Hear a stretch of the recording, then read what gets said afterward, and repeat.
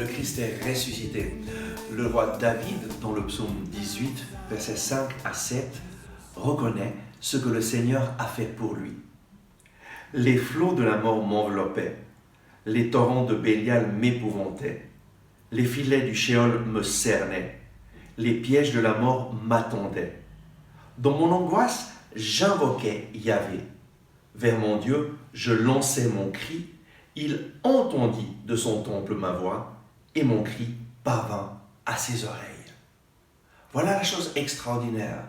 Nous avons un Dieu qui intervient dans nos situations de difficulté. Et là, David décrit sa situation, les flots de la mort, les torrents de Bélial, les filets du Shéol, les pièges de la mort m'encerclaient. Donc, il parle vraiment de cette situation où il était poursuivi par ses ennemis, poursuivi par Saul qui cherchait de le tuer. Et alors, qu'est-ce qu'il a fait dans cette situation de difficulté? Parce que moi, je pense que toi aussi, tu as des situations de difficulté, des épreuves, et tous, nous passons par des moments de difficulté.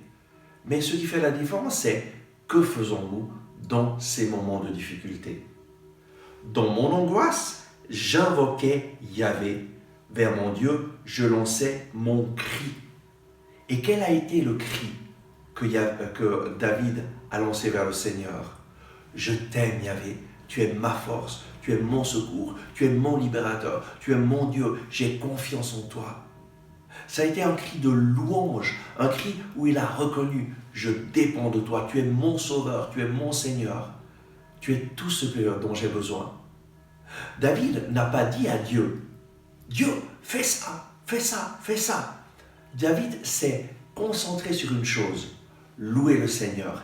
J'invoquais Yahvé. Vers mon Dieu, je lançais mon cri. Et alors, lorsque la louange de David s'est élevée vers Dieu, qu'est-ce qui s'est passé? La présence de Dieu est descendue dans sa vie. Il entendit de son temple ma voix et mon cri parvint à ses oreilles. Voilà la chose extraordinaire.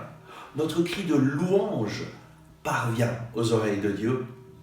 Et lorsque notre louange s'élève vers lui, la présence de Dieu descend dans notre vie. Et lui commence à intervenir en notre faveur. Il y a de la puissance dans la louange. J'en ai fait l'expérience à l'âge de 22 ans, alors que je ne connaissais pas encore Jésus. Et on m'a encouragé à remercier le Seigneur, à le louer. Et j'ai décidé de le faire dans la foi. Et pendant des semaines, je remerciais le Seigneur dès le matin pour chaque détail de ma vie. Et je peux dire que lui est descendu dans ma vie et s'est manifesté. Après quelques semaines que je le louais chaque jour à longueur de journée, je le faisais vraiment de tout mon cœur dans l'espoir que lui allait faire quelque chose pour moi. Lui, il est intervenu, il s'est manifesté, il a changé ma vie, je l'ai rencontré. Je t'invite à faire de même. Loue le Seigneur, remercie-le, bénis-le. Élève ton cri vers lui, mais un cri de louange. Et alors, il entend ta voix et il vient répondre et faire ce que toi tu ne peux pas faire. Lui te donne le meilleur. Aie confiance dans le Seigneur, loue-le et lui te donnera bien plus que ce que tu peux penser ou imaginer. Amen.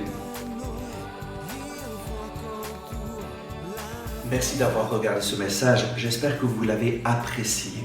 Nous mettons en ligne de nouvelles vidéos chaque jour afin de vous inspirer et de vous encourager.